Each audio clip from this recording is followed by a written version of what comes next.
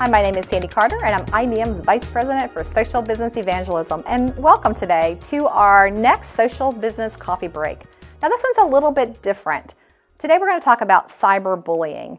And in fact, one of the things we're going to talk about is how you as a parent, not necessarily in a business, how you as a parent may deal with cyberbullying.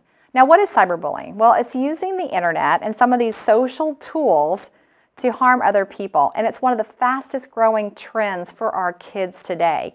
In fact, while they're saying that bullying did exist before social existed, that bullying has actually increased by over 51% because of the tools that are available today. It's one of the most feared things by kids.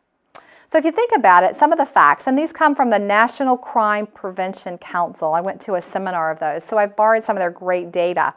42% of kids today, that's in grades 6 through 10, have been the victim of some sort of online bullying today.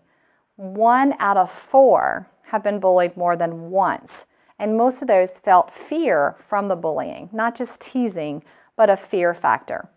The most common forms of bullying today are some sort of disrespect or ignoring someone. In fact, ignoring someone can be an interesting tactic.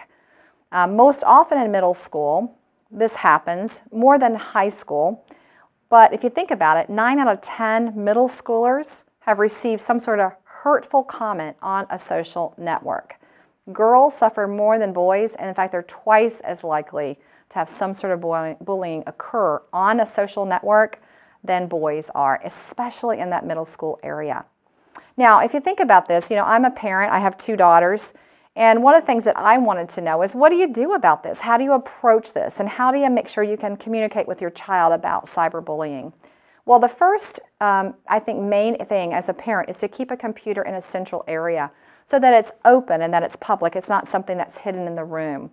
Make sure that you know your child's usernames and their passwords, especially if they're in middle school. I tell my daughters, hey, I know what your passwords are, so I'm going to look. I'm going to check. I look at who they are instant messaging. Is there anyone inappropriate on that or anyone making inappropriate comments to children? And you need to discuss cyberbullying with your child. In fact, one of the reasons I went to one of these national crime prevention areas is I knew the power of social, and I wanted to understand how do I talk about it with my children. In fact, coming up soon, I'm going to be doing a cyberbullying talk at my child's school. The other thing is you need to really emphasize to your child that by telling you, the parent, about what's happening, that they're not going to be punished. There's no negative repercussions for talking about it, discussing ways to handle it. Most kids in the study that was done said that their most fearful area is that if they tell their parents or they go to their parents for help, that their parent will take away their computer, which is one of their most valuable assets. So in fact, kids avoid talking to their parents because they fear what will happen or that retribution. So this is Sandy Carter, a little different coffee break today, but a question I get all the time: what do I do about cyberbullying as a parent? I hope this has been helpful, and I'd love for other tips that you have as a parent around cyberbullying. Thank you very much.